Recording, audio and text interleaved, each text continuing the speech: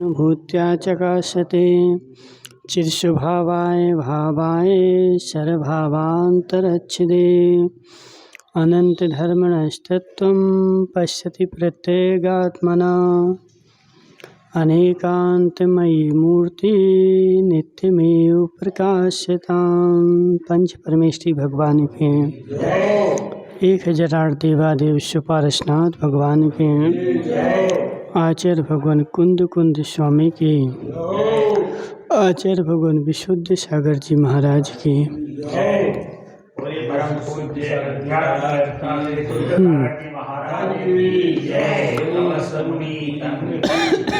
यहाँ पे चर्चा चल रही थी अपनी समय सार के ऊपर,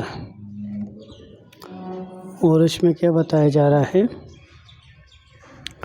कि अपनी शरण का अवगम आत्म तत्व को द्रव्य से भी खंडित नहीं किया जा सकता। वह तो जो है सो है, क्षेत्र काल भाव से भी खंडित नहीं है। जानने वाले जानते हैं, और जब तक यह जानने में नहीं आता तब तक अवधान नहीं रहता, सावधानी नहीं रहती। अपने को कहाँ बैठाना है, कहाँ लगाना है, कहाँ शरण मानना है, कहाँ तृप्ति पाना है, वह स्थान है यही विशुद्ध चित स्वरूप। ठीक है। तो यहाँ पर आचार्य क्या बोल रहा है कि अपना जब तक आत्म तत्व जो है जब तक अवधान में नहीं आता है तब तक क्या होता है, व्यक्ति को सावधानी नहीं रहती है। ठीक है ना। और अपने को कहाँ बैठाना है, कहाँ लगाना है, कहाँ शरण मानना है, ये कुछ भी नहीं रहती है। अब देखा जाए तो इस अपेक्षा से अपन बात करें, कोई व्यक्ति मंदिर जा रहा है और मंदिर जाकर के पंखा चला रहा है और पंखा चला छोड़ के भाग रहा है। अभी उसको किंचित मात्र भी धर्म का विवेक नहीं है। ठीक है ना। अब तुम अपने घर में जब पंखा चलाते हो तब क्या करते बताओ? तुरंत बंद करते हैं। और हमारी यदि बाज़ार में भी अपन आ जाए ना, और बाज़ार में भी याद आ जाए कि अरे पंखा चला छोड़ के आ गए हम, तो तुरंत घर में फ़ोन करोगे कि वो पंखा बंद कर दो। इसका मतलब क्या है कि तुम्हें उसकी तो विवेक है, लेकिन यदि तुम्हें फ्री की भी यदि संसार में कहीं वस्तु मिल जाए और उस फ्री की वस्तु का भी यदि तुम दुरुपयोग कर रहे हो, अभी तुम्हें विवेक नहीं है। ठीक है ना। अभी तुम्हारा धर्म नहीं है। वस्तु तो वस्तु है ना, फ्री पैसे ही क्या मतलब है। और वस्तु का दुरुपयोग तो दुरुपयोग ही है। चाहे मंदिर की वस्तु का दुरुपयोग करो, चाहे सरकार की वस्तु का दुरुपयोग करो। अब तुमने एक तसला वो लिया कचड़े का और बीच रोड पे फेंक दिया। ठीक है ना।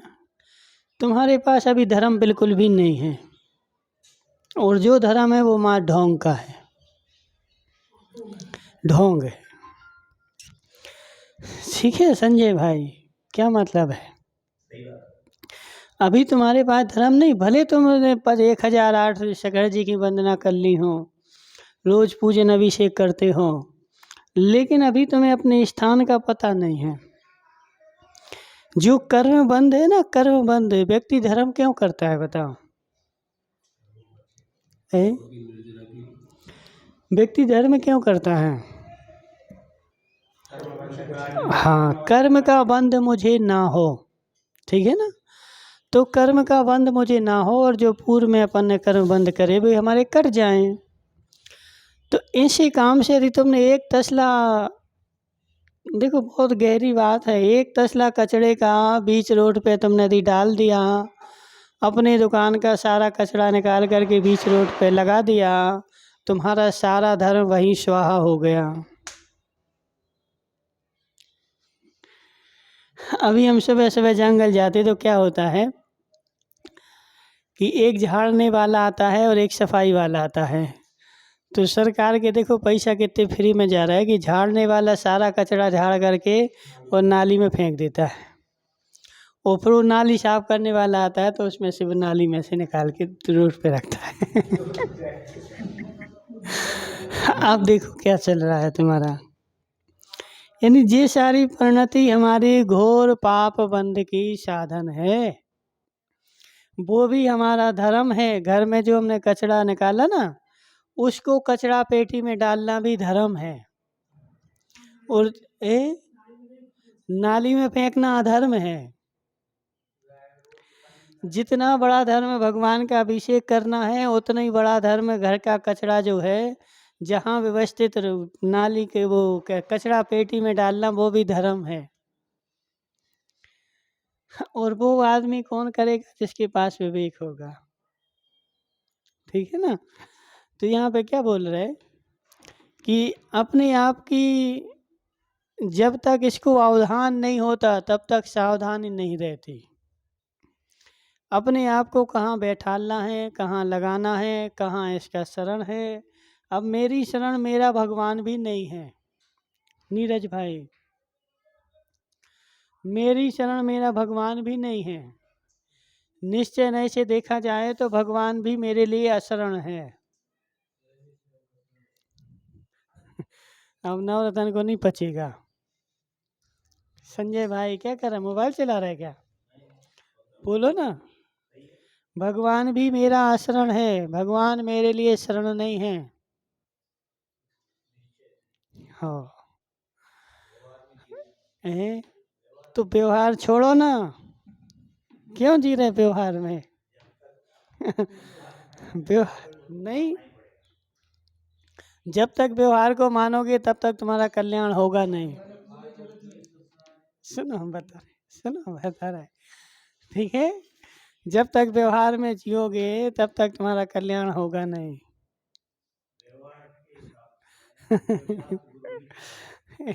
हे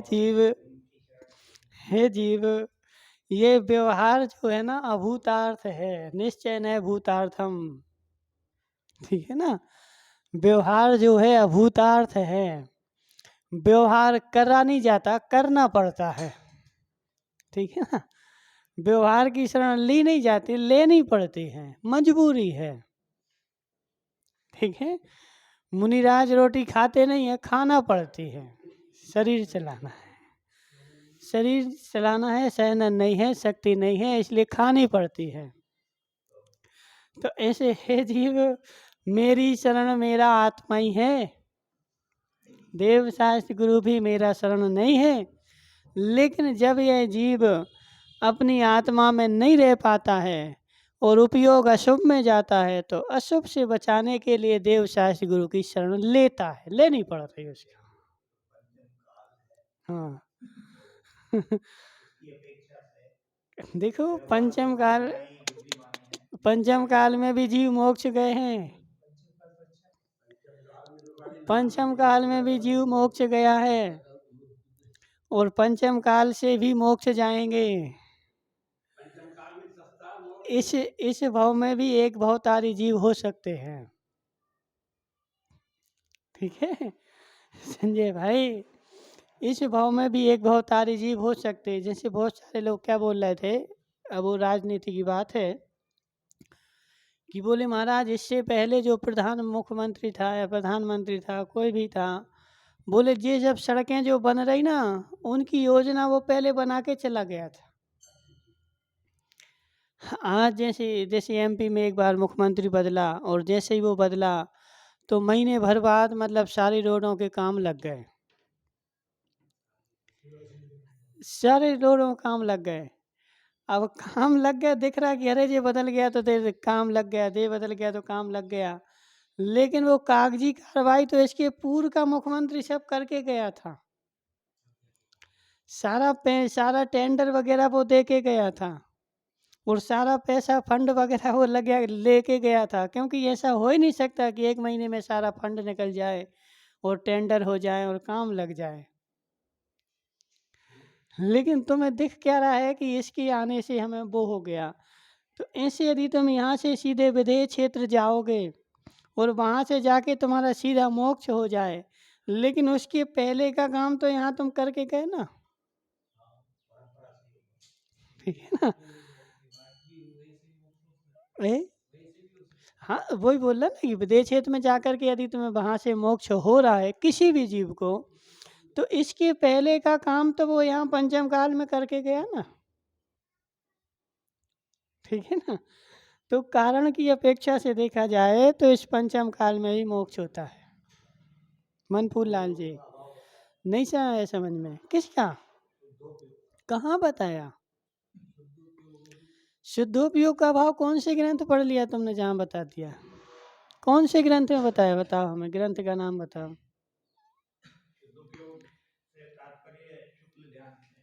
नहीं, शुद्धोपयोग अलग चीज है और शुक्ल ध्यान अलग चीज है, ठीक है ना। शुक्ल ध्यान 8वें गुण स्थान से होता है, वो चीज अलग है, और शुद्धोपयोग अलग चीज है, ठीक है। शुद्धोपयोग को शुक्ल ध्यान में नहीं डालो, ठीक है। इसलिए देखो, संजय अलग है और बगड़ी वाले अलग हैं जी। कहाँ वाले? नीरज भाई कहाँ वाले हैं? माधव राजपुरा वाले, ठीक है। तो माधव राजपुरा वाले अलग हैं और संजय प्रेस वाले अलग हैं, दोनों को एक नहीं करो, गड़बड़ हो जाएगी। तो ऐसे शुक्ल ध्यान अलग चीज है और शुद्धोपयोग अलग चीज है। शुक्ल ध्यान नहीं होता लेकिन शुद्धोपयोग होता है, ठीक है। हाँ, शुद्धोपयोग होता है, लेकिन कहने का आशय क्या है कि पंचम काल में भी तुम इतनी सारी तैयारी कर सकते हो कि वहाँ जाकर के विदेह क्षेत्र में जाकर के और सीधे मोक्ष जा सकते। 8 वर्ष अंतर मुहूर्त में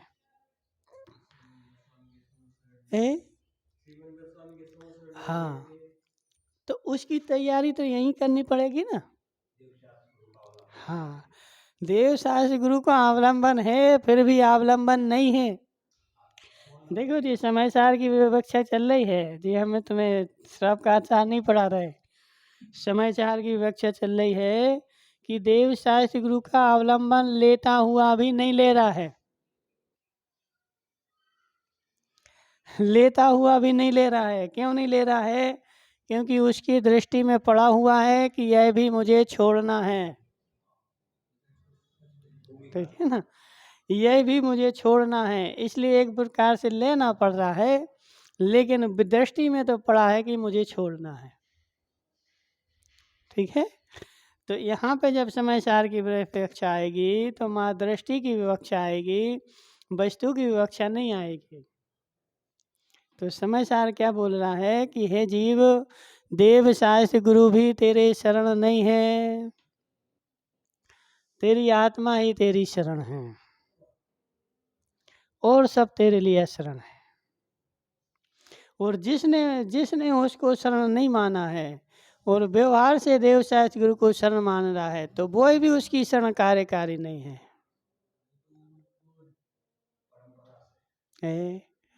नहीं, परंपरा से नहीं, साक्षात साक्षात। नीरज भाई सुनो हमारी बात, जिसने निज आत्मा को नहीं जाना है और देव शास्त्र गुरु को मान रहा है, तो उसके लिए वह देव शास्त्र गुरु की शरण भी सच्ची शरण नहीं है। है जीव, जो निज आत्मा को जानेगा वही देव शास्त्र गुरु को जानेगा, जो देव शास्त्र गुरु को नहीं जानेगा वो निज आत्मा को नहीं जानेगा, और जिसने निज आत्मा को नहीं जाना उसने देव शास्त्र गुरु को भी नहीं जाना। हाँ, ठीक है। मैंने देव शास्त्र गुरु को जाना क्यों? मनफूल लाल जी, तुमने दुकान, मनफूल लाल जी की दुकान नहीं है, नितिन की दुकान है। नितिन भाई, तुमने दुकान क्यों खोली है? तो कमाई से मेरा कल्याण होगा ऐसा जाना कि नहीं जाना? जाना ना। और जिसने ऐसा नहीं जाना कि कमाई करना है और दुकान खोल के बैठ जाए, तो उसकी दुकान कार्यकारी है कि नहीं है? क्योंकि उसका लक्ष्य ही नहीं ना कमाई के ऊपर। जिसने कमाई का लक्ष्य बनाया है और कमाई का लक्ष्य बना करके दुकान खोली है, उसकी दुकान तो कार्यकारी है। लेकिन जिसका कमाई का लक्ष्य नहीं है और दुकान खोल के बैठा है तो उसकी दुकान कार्यकारी नहीं है। ऐसी जिसने निजात्मा का लक्ष्य बनाया है और फिर देवसाय गुरु का अवलंबन लिया है तो उसके लिए तो देवसाय गुरु का अवलंबन कार्यकारी है। और जिसने निजात्मा का लक्ष्य नहीं बनाया है और देवसाय गुरु का अवलंबन लिया है उसके लिए वह देवसाय गुरु का अवलंबन भी कार्यकारी नहीं है। बस मात्र देखो, बिना आत्मा के लक्ष्य के यदि तुम देवसाय गुरु की कितनी विशुद्धि से बंद ना करोगे, कुछ करोगे तो उससे तुम्हें मात्र थोड़ा सा पुण्य बंद हो जाएगा। और वह मिथ्यात के साथ किया हुआ पुण्य बंद वो भी तुम्हारे भाव भ्रमण का कारण बनेगा। हाँ, इसलिए हे जीव, हे जीव, हे संजय भाई, हे संजय भाई, निज आत्मा का पहले लक्ष्य बना। निज हे जीव, शास्त्र का अवलंबन क्या 11 पूर्व का अवलंबन लेके भी मिथ्यात रहता है। नहीं 14 पूर्व नहीं, 11 अंग, ठीक है ना। 11 अंग और 9 पूर्व या 10 पूर्व से आते हैं, या 14 नहीं आते, 9 पूर्व आते हैं, ठीक है। तो 11 अंग 9 पूर्व का पाठी मिथ्यात के साथ बैठा है। तुम थोड़ी सी जिनवाणी की बात कर रहे, थोड़ी सी जिनवाणी अलग चीज है, ठीक है ना। और जो देखो ग्रैविक में जा रहे जो मुनिराज है वह भी पूर्वों के ज्ञानी हैं। बिना पूर्वों के ज्ञान के वह भी ग्रैविक में नहीं गए और उनका पूरा पुरुषार्थ था आत्मज्ञान करने का। इसलिए हे जीव, निश्चय के साथ यदि व्यवहार है तो वह व्यवहार तुम्हारा कार्यकारी होगा, और निश्चय को छोड़ के व्यवहार है तो व्यवहाराभास की कोटि में आएगा। ठीक है। हाँ, तो इसलिए निश्चय मतलब निज आत्मा का लक्ष्य है, और व्यवहार मतलब निशात्मा का लक्ष्य के साथ साथ हम देव शास्त्र गुरु का अवलंबन ले रहे। तो वह अवलंबन लेना तो तेरा कार्यकारी है, लेकिन अंदर में बात बैठी है कि मेरी आत्मा का अवलंबन ही सच्चा अवलंबन है, और यह अवलंबन भी मैं ले रहा हूँ, लेना पड़ रहा है, लेकिन यह भी मुझे छोड़ना है।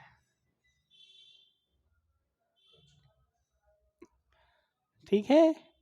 और कुछ बोलना है? हाँ, इसलिए जब देखो देखो अशुभ उपयोग का अशुभ नहीं है, स्थान है, स्थान है, अशुभ उपयोग का भी स्थान है, लेकिन समय समय पे है, उस समय नहीं है। क्योंकि एक समय में एक ही उपयोग होगा, या तो अशुभ होगा या शुभ होगा या शुद्ध होगा। तो जब शुभ है तब भी अशुभ नहीं है, और जब शुद्ध है तब भी अशुभ नहीं है, लेकिन इन दोनों को छोड़ करके अशुभ हो सकता है। हाँ, नहीं, निश्चय की चर्चा तो पहले, निश्चय की चर्चा तो पहले गुणस्थान से आएगी, और पहले गुणस्थान में अशुभ है और शुभ है, दोनों ही है, शुद्ध नहीं है। ठीक है। तो निश्चय की चर्चा तो पहले ही गुणस्थान में आएगी।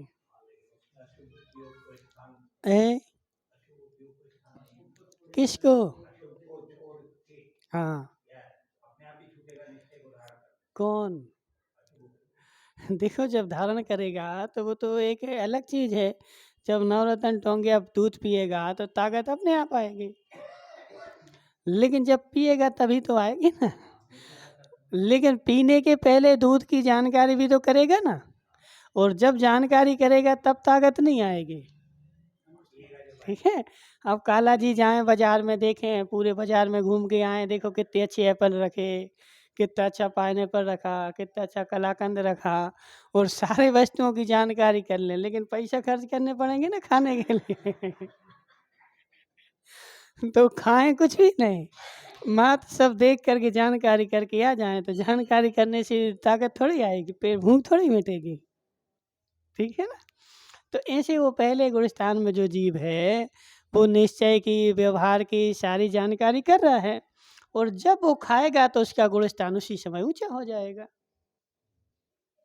लेकिन चर्चा तो करेगा ना, जानकारी तो करेगा ना, और जानकारी करके श्रद्धान करेगा तो गुणस्थान ऊंचा हो जाएगा, और जब उसको आचरण में लाएगा तो और ऊंचा हो जाएगा। हाँ,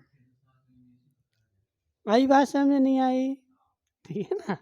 तो निश्चय की चर्चा तो जो है वो पहले ही से शुरू हो जाएगी।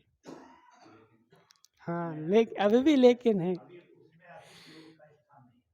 उपयोग की चर्चा अलग चीज है, ठीक है ना। अशुभ उपयोग की और उपयोग तो देखो, हमारी बात सुनो, उपयोग की चर्चा कब आएगी? जब वो खाएगा। अरे खा रहा है ना, तब उपयोग बदलेगा, और जब तक देख रहा है तब तक थोड़ी बदल रहा है। तो उस निश्चय की चर्चा को उसने जब तक सुना है तब तक उसका गुणस्थान नहीं बदलेगा, उपयोग नहीं बदलेगा। जब उसको उसको धारण करेगा तो उसका उपयोग भी बदलेगा और गुणस्थान भी बदलेगा, सब बदलेगा। लेकिन जानकारी तो करनी पड़ेगी ना।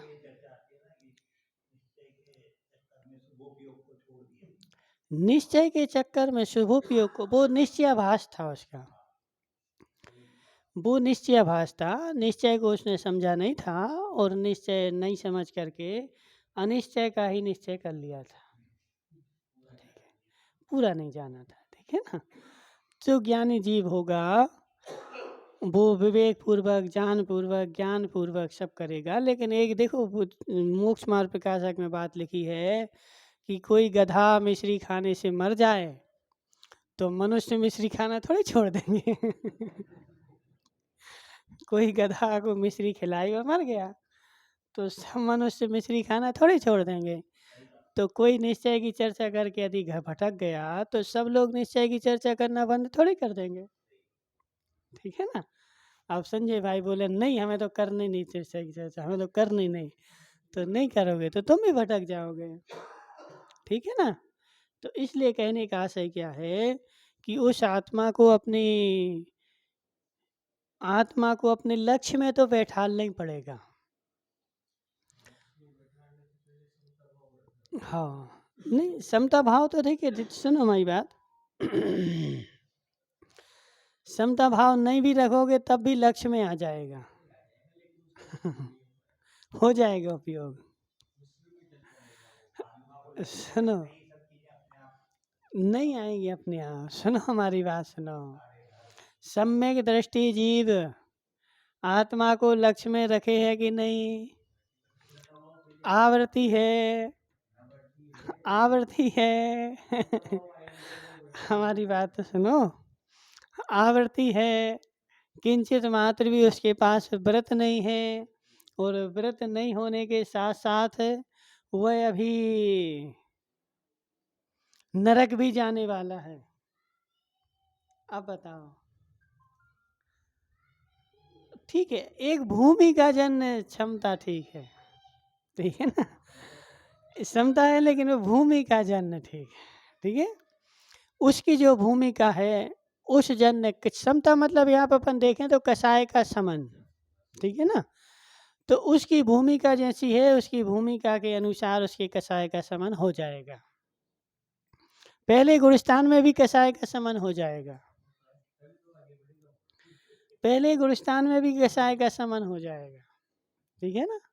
तो उस अपेक्षा से हो गया। लेकिन लक्ष्य में जो है ना, लक्ष्य उसका भिन्न रहता है और बात भिन्न रहती है।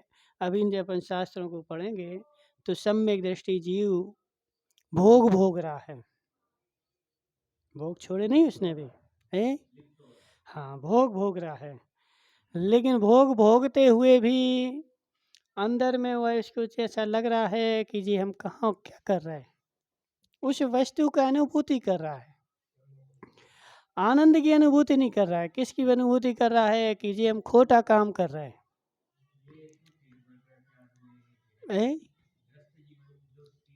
हाँ। चौथे गुणस्थान में भी सम्यक दृष्टि जीव आत्मा को लक्ष्य में लिए है, लेकिन 5 इंद्रिय के भोग भोग रहा है, और भोग भोगते हुए उसकी दृष्टि है मुझे यह नहीं भोगना चाहिए, मैं कहाँ लिप्त हो गया, और अपने आप की निंदा कर रहा है लेकिन भोग रहा है। लेकिन दृष्टि बदल गई उसकी, ठीक है ना। दृष्टि बदल गई उसकी, उसमें वो लीन नहीं हो रहा है। अब जैसे कल हाँ, अब जैसे कल कोई बोल रहा था कि महाराज कोई जिमने जाता है, ठीक है ना, कोई भी आदमी है, पर नाम नहीं ले रहे हैं।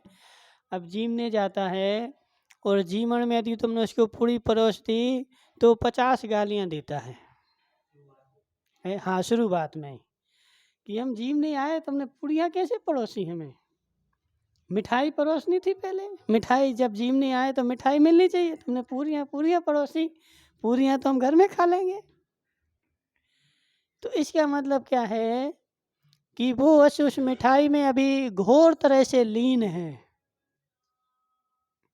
और दूसरा व्यक्ति जिम में जाता है एक लोक व्यवहार के लिए, और जो भी उसको परोस दिया जाता है तो वो खा के आ जाता है। एक वो लोक व्यवहार निभाने के लिए जा रहा है, वो उसमें लीन नहीं है। और जो लीन हो गया और वो जाएगा तो पहले उसकी दृष्टि कहाँ है? मिठाई के ऊपर। कितना अंतर आ गया बताओ, दोनों आदमी जिम रहे और अरे यार बंद तो कर दीजिए, क्या अब तो इतनी माया घेरी है। दोनों आदमी जिम रहे, लेकिन दोनों के जीमने में, दोनों की दृष्टि में, दोनों के बंध में महान अंतर है। हाँ, एक की रचना इंद्रिय जो है तीव्र है, प्रबल है, और वो जा कर के वहाँ मात्र मिठाई के ऊपर दृष्टि डालता है।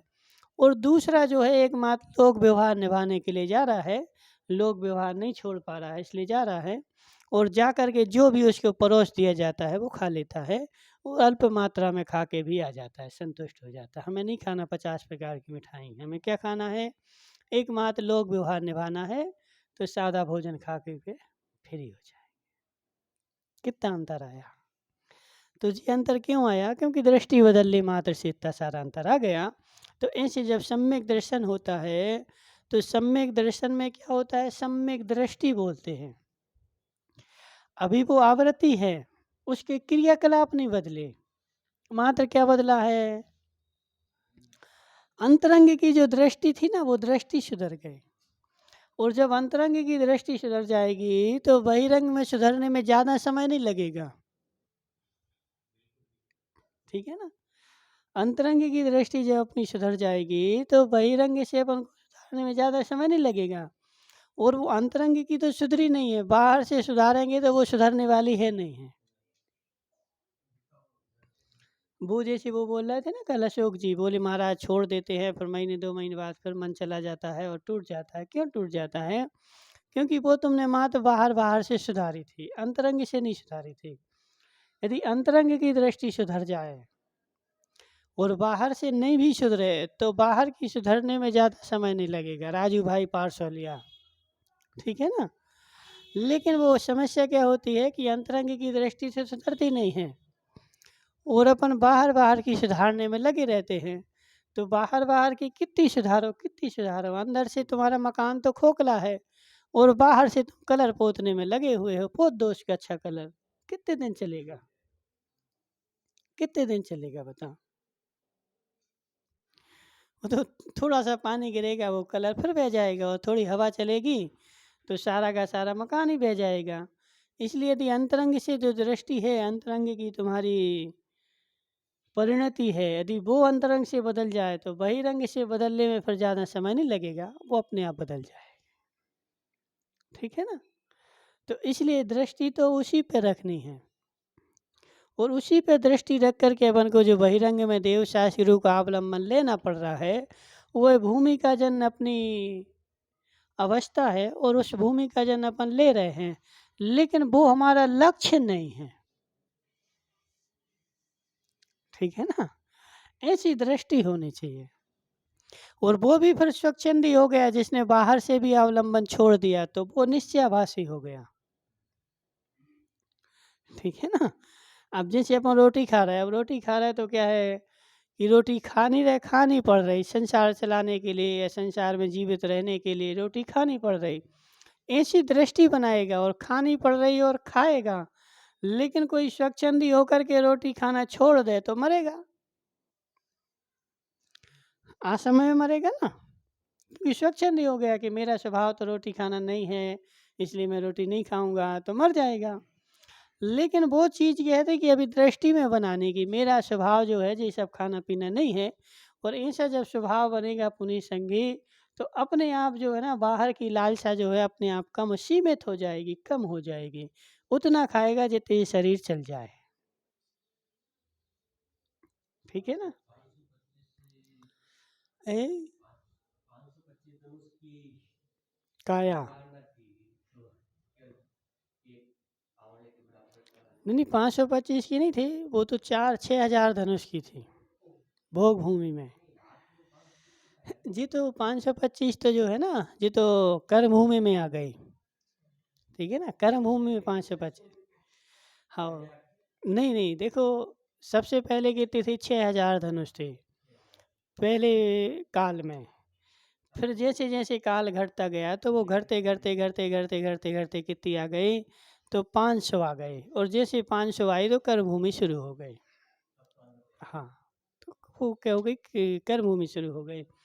तो वो बात नहीं चल रही, बात क्या चल रही कि दृष्टि में कुछ और रहेगा और वस्तु में कुछ और रहेगा। अब नवरत्न टोंगिया को देख लो, बेचारे को नींद आ रही है, समझ में आ रहा है?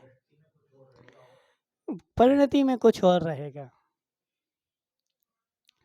दृष्टि में नवरत्न भाई, तुम्हारी दृष्टि में तुम हम अहमदाबाद गए, दिल्ली गए, और कहाँ कहाँ से कपड़े बीन बीन के लाए, और वहाँ से लाए और यहाँ दुकानों दुकानों बेचते हो। ठीक है ना? है? हाँ, आते हैं तो बेचते तो हो कि नहीं बेचते हैं? नहीं नहीं, ठीक है, दुकान पे आ जाते तुम्हारी लेने के लिए दुकान वाले। अब तुम्हारी दृष्टि में क्या है? ए? लाभ। और परिणति में क्या है? परिणति में क्या है? पर्याय में क्या है? पर्याय में तो दिख रहा है कि कपड़े बेच रहे, लेकिन दृष्टि में मुनाफा दिख रही। जैसे इन्हें 500 की शर्ट बेची तो उनको तुरंत दिख जाता कि हमें 50 बच गए। दिखता कि नहीं दिखता? और जो 50 बच गया उसका तुम आनंद मनाते हो, मनाते कि नहीं मनाते? तो दृष्टि में कोई भी चीज़ है, दृष्टि में तो उसकी वो आमदनी ही है, मुनाफा ही दिख रही है। ठीक है ना? लेकिन बाहर में व्यापार कपड़ों का दिख रहा है, तो दृष्टि में वो मुनाफा दिख रही है। ऐसे जो सम्यक दृष्टि जीव है उसकी दृष्टि में निज आत्मा दिख रही है, और परिणति में वो व्यवहार के काम कर रहा है, लेकिन अंतरंग में उसको निज आत्मा का लाभ दिख रहा है। मेरा लाभ कहाँ है, मेरी हानि कहाँ है, तो वो अंदर में जोड़ घटाना लगा रहा है प्रति समय। ठीक है ना? लेकिन वो करेगा कौन? जिसकी अंतरंग में वो चीज़ बैठी होगी। अब जिसकी नहीं बैठी होगी तो वो बेचारा मंदिर में आके नींद आ जाएगी, या मंदिर में आके चित्रों को देखेगा, या मंदिर में आके देखेगा कि कब महाराज छोड़ दें और हम जीमने चले जाए। तो ये परिणति क्यों बन रही? मन फूल लाल जी, समझ में आ रहा कि नहीं है? समझ में आ रहा कि अंतरंग में यदि वो चीज़ बैठी होगी, जैसे नवरत्न टोंगिया के अंतरंग में बैठी है कि मुझे मुनाफा कमाना है, तो संसार में कहीं भी चला जाए वो मुनाफा के साधन ही ढूंढता है। दिल्ली भी जाएगा तो बाजार में थोड़ा चला जाएगा, वहाँ रेट ले लेगा, क्या रेट है, अहमदाबाद से हम क्या रेट लाए थे, सत्य है कि नहीं? तो वो दृष्टि में बैठी ना, तो संसार में वो कुछ भी करे, कहीं भी चला जाए, लेकिन वो दृष्टि की चीज़ ओझल नहीं होती है। तो ऐसे सम्यक दृष्टि के ज्ञान में, सम्यक दृष्टि की परिणति में, अंतरंग में, निश्चय में जो आत्मा बैठी ना, वो कुछ भी करे, चाहे नरक के दुख भोगे, चाहे भोग भोगे, चाहे जीवन करे, चाहे कुछ भी करे, लेकिन वो अंतरंग की जो उसकी परिणति आत्मा की है वो ओझल नहीं होती उसकी। उसको ध्यान में रख के ही काम करता है। नवरत्न भाई, तुमने इनको पुनीत के पास गए, एक शर्ट दिखाई जी 500 की है, पुनीत बोले 100 में दे दो, तो दे दोगे? क्यों है? मुनाफा नहीं, मतलब वो दृष्टि ओझल नहीं हो रही है कि इसमें तुम्हें घाटा है, तो वो घाटा है तो वो काम करोगे क्या? नहीं करोगे। तो ऐसे सम्यक दृष्टि में जो है ना वो अंतरंग में आत्मा बैठी है, तो ऐसे काम नहीं करता जिससे मुझे घाटा है, और ये होता भी है तो अपनी आत्मा की निंदा करा करता है तुरंत। है? नहीं, आगे से करेगा भी तो निंदा ग्रहा पूर्वक करेगा, क्योंकि करना नहीं करना वो चारित्र का काम है, और श्रद्धा का काम क्या है? स्वीकार करना। ठीक है ना? उससे बचता है, जहाँ हो सके, जहाँ तक हो सके, जैसे हो सके उससे बचने का काम करता है। इसलिए क्या नाम तुम्हारा राजू भाई पार्सौलिया 16 पास हो गए। अब उस निज आत्मा को देखो,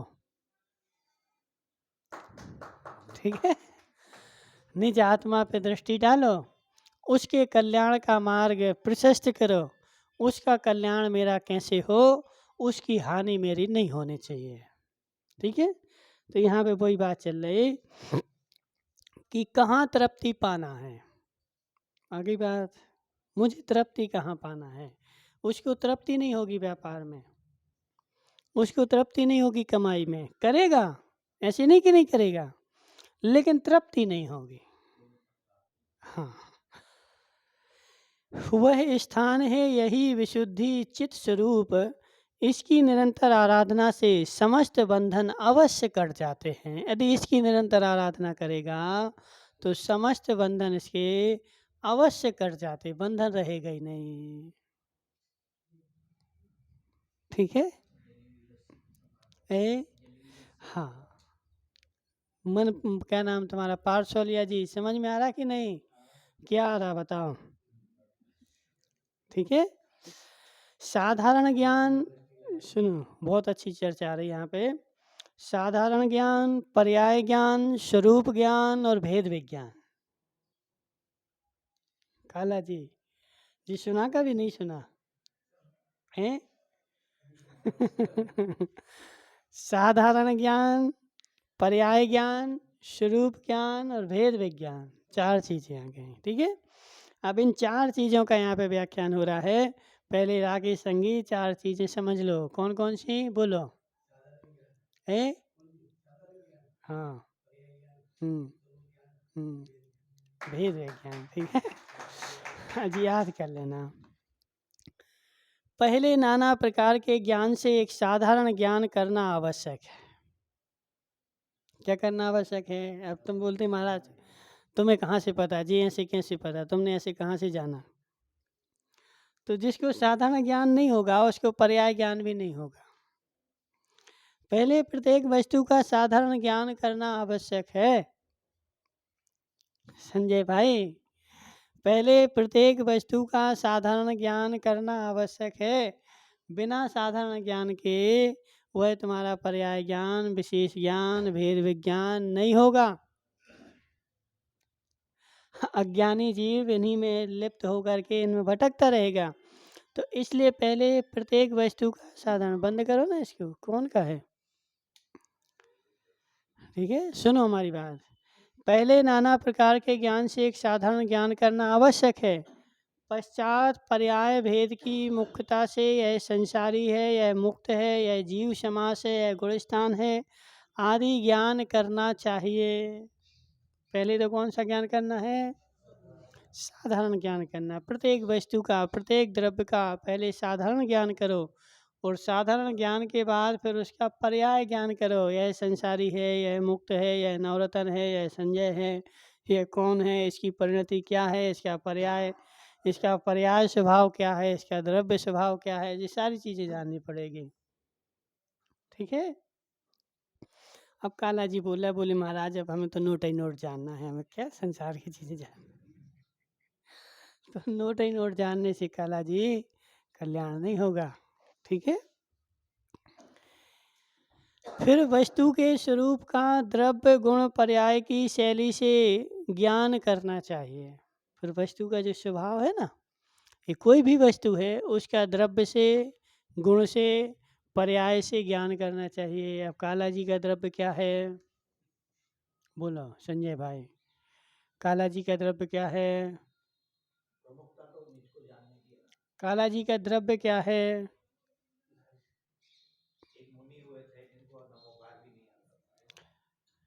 वो बात अलग चीज है, उसकी चर्चा नहीं कर रहे पर। ठीक है, अब तुम तो ये पूछ रहे काला जी का द्रव्य क्या है। हाँ, काला जी की पर्याय क्या है? काला जी का गुण क्या है? ए? हाँ काला जी, ये ने तुम्हें सब बताया, समझ में आया कि नहीं? क्या है बताओ, क्या है बताओ? मैं जीव द्रव्य हूँ, मेरी मनुष्य पर्याय है, मेरा गुण ज्ञान दर्शन है, और मैं जो जीव द्रव्य हूँ मैं अनंत काल से हूँ और अनंत काल रहूँगा, लेकिन पर्याय जो है वो बदल जाएगी, गुण वो ही रहेंगे, गुण बदलेंगे नहीं। इसलिए अपने आप को जानो, और द्रव्य से जानो, गुण से जानो, पर्याय से जानो, और तीनों से जानोगे तब तुम्हारा भेद विज्ञान होगा। क्या ये बजा रहे हैं? द्रव्य से, गुण से, पर्याय से, जो जानति अर्हंतम दब्बत गुणत पज्यति हिम, सो जानति अपारम मोह खलु तासु तस्य लयम। कहाँ की गाथा है बताओ? प्रवचन सार 80 नंबर गाथा, ठीक है। जो जानति अर्हंतम दब्बत गुणत पज्यति हिम, जो अरहंत भगवान को जानता है, कैसे? द्रव्य से, गुण से, पर्याय से, मात मूर्ति से नहीं। बहुत अच्छी मूर्ति है, देखो पत्थर की मूर्ति है, मार्बल की मूर्ति है, कि चांदी की है, कि सोने की है, ऐसे नहीं। जो जानति अरहंतम दब्बत गुणत पज्यते हम, सो जानति अपारम। जो अरहंत भगवान को जानता है वही अपने आप को जानता है, और उसी का मोह क्षय को प्राप्त होता है। और जो अरहंत भगवान को द्रव्य गुण पर्याय से नहीं जानता है वो अपने आप को भी नहीं जानता है, और उसका मोह जो है क्षय को प्राप्त नहीं होता है। हाँ, जब सम्यक दर्शन होता है तो वह भी अंता कोटा कोटि बचते हैं, ठीक है ना। और जब अपूर्व अन्वृत्तिकरण में जाता है तो अनिरत्ति निकासित का ही क्षय हो जाता है, ठीक है। तो इसलिए हे संजय भाई, निज को जानो द्रव्य से, गुण से, पर्याय से, और अरहंत को जानो द्रव्य से, गुण से, पर्याय से। तो हवा जान दो। तो जैसे जैसे जैसे अरहंत भगवान का द्रव्य गुण पर्याय है, वैसी मेरी भी द्रव्य गुण पर्याय है। मिलान करो उसमें, ठीक है ना। ए बहुत ज़्यादा ज्ञान की नहीं है ना, छोटे से आत्मज्ञान की आवश्यकता है, बस द्रव्य गुण पर्याय के ज्ञान की आवश्यकता है, ज़्यादा ज्ञान की आवश्यकता नहीं है। और इतना सा द्रव्य गुण पर्याय का ज्ञान हो जाएगा तो सबका हो जाएगा, बस, ठीक है ना। तो यहाँ पे क्या बात चल रही कि द्रव्य गुण पर्याय की शैली से ज्ञान जानना चाहिए। वस्तु स्वरूप के अवबोध के अभ्यास के पश्चात फिर भेद विज्ञान जागृत होता है। जब वस्तु स्वरूप का हमने भेद विज्ञान वो कर लिया, अवबोध कर लिया, कैसे? द्रव्य से, गुण से, पर्याय से, तो फिर भेद विज्ञान होता है। हम ऐसे ही नहीं भेद विज्ञान हो जाता, बैठ गया आत्मा अलग है कि शरीर अलग है, आत्मा अलग है। इसके पहले भी उसने सामान्य ज्ञान किया, पर्याय ज्ञान किया, स्वरूप ज्ञान किया, और फिर उसके बाद उसको भेद विज्ञान किया। छह द्रव्य का लो ना, एक पुद्गल का क्यों ले रहे? ठीक है ना। तो सभी को जाना उसने, इतना सारा उसने पहले पुरुषार्थ किया है। मनफूल लाल जी क्या सोच रहे? कुछ तो सोच रहे ना। इतना सारा, इनका क्या नाम है, उदयपुर वाले एन के जैन, एस के जैन, एस के जैन उदयपुर वाले। समझो हमारी बात कि पहले उसने सामान्य ज्ञान किया वस्तु का, फिर पर्याय ज्ञान किया, फिर स्वरूप ज्ञान किया, और स्वरूप ज्ञान में उसने द्रव्य गुण पर्याय का ज्ञान किया। और जब पर्याय, द्रव्य गुण पर्याय के ज्ञान को अपनी परिणति में लिया तो भेद विज्ञान हो गया, ठीक है ना। पहले दूध लाए, दूध में जामन डाला, जामन डाल के फिर मथानी डाली, मथानी से भाया, भा करके मक्खन निकला, और जब मक्खन को अग्नि पे रखा तो घी बन गया, ठीक है। तो अब जब मक्खन को अग्नि पे रखोगे, अब वो घी बन चुका है, तो ऐसे पहले दूध लाना पड़ेगी। अब तुम बोलो हमें तो घी बनाना है, घी बनाना तो क्या नाली में से पानी के थोड़ी बनेगा, अब कोई कंजूस हो बेचारा तो नाली का पानी भर ले और बहाने लगे कि घी निकल आया, तो घी थोड़ी निकल रहा है। यदि घी निकालना है तो दूध तो लाना पड़ेगा ना। दूध लाओगे, उसमें जामन भी डालोगे, फिर मेहनत करके मथानी भी चलाओगे, मक्खन निकलेगा, फिर अग्नि जलाओगे, फिर अग्नि पे रखोगे, तब वो मक्खन तपेगा। तो ऐसे भेद विज्ञान करने के लिए पहले साधारण ज्ञान की आवश्यकता है, फिर पर्याय ज्ञान की आवश्यकता है, फिर स्वरूप ज्ञान की आवश्यकता है। और जब स्वरूप ज्ञान को अपने आत्मसात करोगे तो भेद विज्ञान अपने आप हो जाएगा। ठीक है संजय भाई, तो इतना सारा करने की आवश्यकता है। इतना सारा करोगे, इस भेद विज्ञान के बल से आप में अपने स्वरूप को जानकर समस्त पर और परभावों से भिन्न जानना चाहिए। अपने स्वरूप को जान लिया, और जब अपने स्वरूप को जान लिया और फिर प्रत्येक वस्तु का मिलान किया कि मेरे स्वरूप के अनुसार है कि नहीं। ठीक है ना। अब संजय भाई की देखो इतनी सारी जमीनें डली हुई हैं सारी निवाई में। अब सारी जमीन हाँ वही बोला ना, अब इतनी सारी जमीन डली हुई हैं, तो पहले जा कर के तुम सबकी ज़मीनों पे कब्जा कर लोगे कि ये भी हमारी है, ये भी हमारी है। क्या करोगे बताओ? पहले उस ज़मीन को मिलाओ, जानोगे, उसको जान कर के अपने कागज़ निकालोगे, और अपने कागज़ों में निकालोगे कि यह ज़मीन हमारे नाम पे है कि नहीं है, हमारे कागज़ हमारे पास हैं कि नहीं हैं। यदि तुम्हारे पास उसके कागज़ हैं तो तुम उस पे कब्जा कर लो, और जिस ज़मीन के तुम्हारे पास कागज़ नहीं उसको छोड़ दो। तो ऐसे जब अपने आत्म स्वरूप किया, भेद विज्ञान किया, तो जिस जिस ज़मीन पे तुम्हारे कागज़ हों तो अपने स्वरूप से मिलाओ कि ये हमारे में मिलान खा रही कि नहीं। यदि मिलान खा रही तो हमारी है, और नहीं खा रही तो ये पर है। ठीक है ना। तो ऐसी फिर वो पर करके क्या करेगा, अपने में और पर भावों में भेद करेगा, और भेद करके ये जो धन वैभव जड़ और समान जातीय पर्याय है, उनमें से इस आत्मा का रंच भी संबंध नहीं है।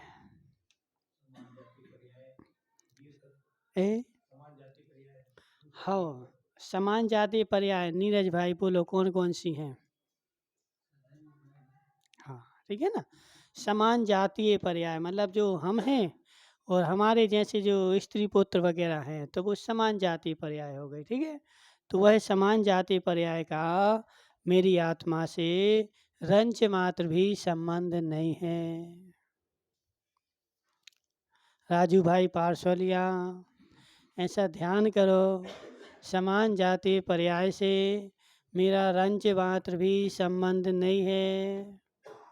वो भिन्न है, मैं भिन्न हूँ, और वह भिन्न ही रहेगी, और मैं भिन्न ही रहूँगा, कभी भी एक होने वाले नहीं है।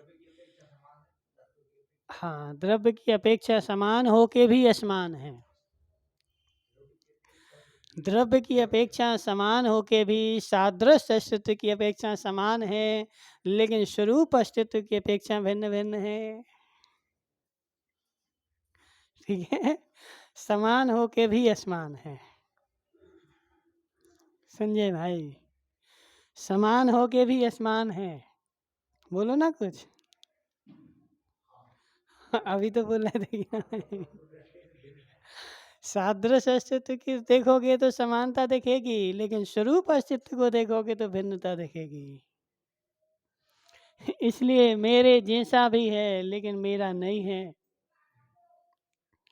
मेरे जैसा भी है फिर भी मेरा नहीं है, और उससे मेरा कोई भी कल्याण नहीं होगा। वह मात्र व्यवहार की बातें हैं, व्यवहार की बातें व्यवहार में, और निश्चय की बातें निश्चय में।